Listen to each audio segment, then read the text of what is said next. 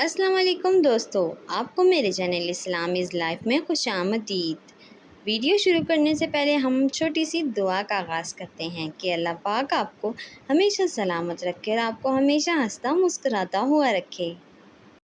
چلیں دوستو، ویڈیو کو شروع کرتے ہیں۔ حضرت ابو حسن سراج رضی اللہ عنہ کہتے ہیں، میں حج کے دوران ایک مرتبہ طواف کر رہا تھا جب میں نے ایک بہت خوبصورت عورت کو دیکھا جو اس کے حسن میں چمک رہی تھی۔ میں نے اس کی طرف دیکھا اور کہا، خدا کی قسم، یہ خوبصورتی اور عمدہ رنگت ضرور ہے، کیونکہ اس نے کبھی کسی غم کا سامنا نہیں کیا۔ جب میں نے یہ کہا تو اس نے میری بات سنی اور کہا، جناب، یہ وہی ہے جو آپ سوچتے ہیں۔ اللہ کی قسم، میں ان تمام دکھوں اور غموں کے نیچے جھک گئی ہوں جو میرے راستے میں آئے ہیں۔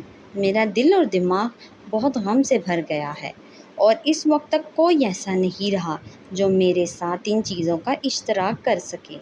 میں نے پوچھا، اور وہ کیسے ہیں محترمہ؟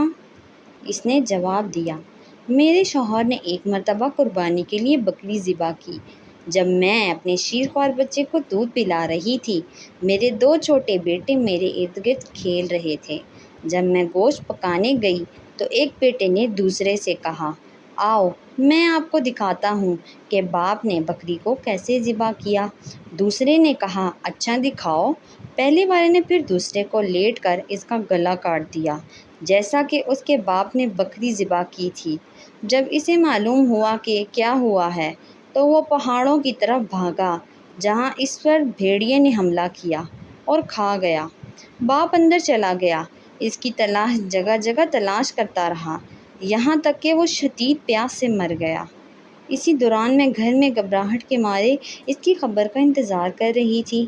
میں نے اپنے شیرخوار بچے کو نیچے رکھا اور دروازے پر جا کر اپنے شوہر کے بارے میں خبر دریافت کی۔ شیرخوار بچے کو نیچے رکھ دیا۔ بچہ رینگتے رینگتے چمنی کی طرف گیا جہاں ایک برتن ابل رہا تھا۔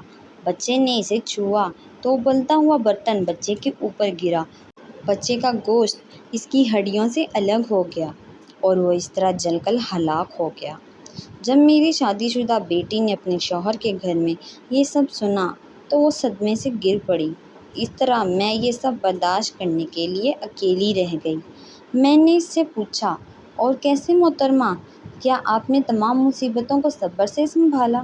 اس نے جواب دیا، جو صبر اور بے صبری کے فرق پر غور کرتا ہے اسے دونوں میں فرق کی دنیا نظر آتی ہے۔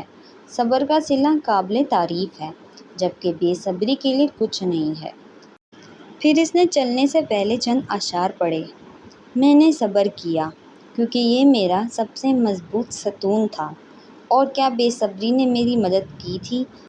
پھر میں اسے آزماتی، میں نے اس پر اتنا صبر کیا، اگر میری پگ ڈنڈیاں اونچے پہاڑ پر اترتی، ٹوٹی ہوئی چٹانوں میں وہ ختم ہو جاتی۔ واقعی میں نے اپنی آنکھوں پر قابو رکھا، وہ آنسو نہیں گرتے، اور اب اکیلی میرے دل میں میرے آنسو چھلک رہے ہیں۔ اللہ تعالیٰ ہمیں صبر کرنے کی توفیق عطا فرمائے، آمین۔ مجھے امید ہے دوستو آپ کو ویڈیو اچھی لگی ہوگی، تو ویڈیو کو لائک کرنا اور چینل کو سبسکرائب کرنا مت بھولیے گا۔ تب تک کے لیے اللہ حافظ۔